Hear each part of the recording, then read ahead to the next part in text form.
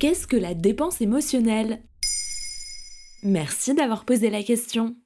Imaginez, vous avez passé une mauvaise journée. Vous vous dites peut-être même que c'est la pire de votre vie. Vous traînez sur votre téléphone et là, une pub pour cette paire de chaussures dont vous rêvez depuis des mois apparaît.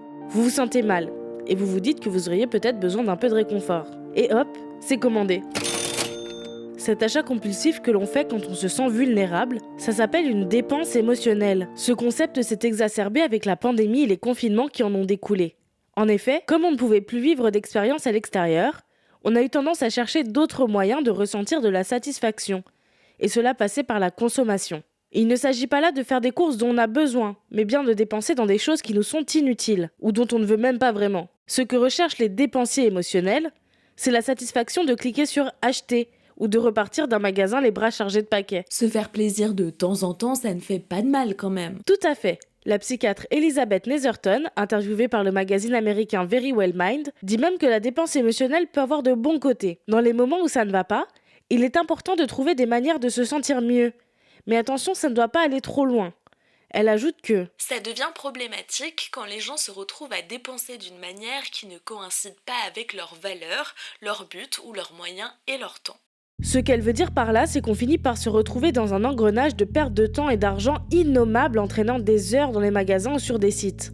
De plus, le shopping peut rapidement devenir une addiction et créer une dépendance. En réalité, c'est un puits sans fond. Je ne vais pas bien, donc j'achète.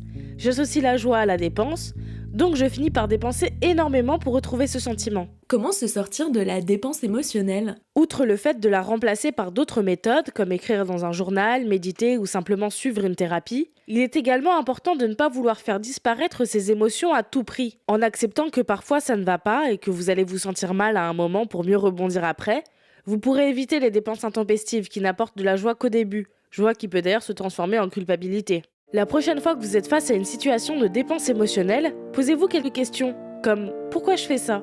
En ai-je vraiment besoin ? Puis-je vivre sans ?» Et vous éviterez peut-être un achat compulsif. Voilà ce qu'est la dépense émotionnelle. Maintenant, vous savez, un épisode écrit et réalisé par Maëlle Diallo. Ce podcast est disponible sur toutes les plateformes audio et si cet épisode vous a plu, n'hésitez pas à laisser des commentaires ou des étoiles sur vos applis de podcast préférés.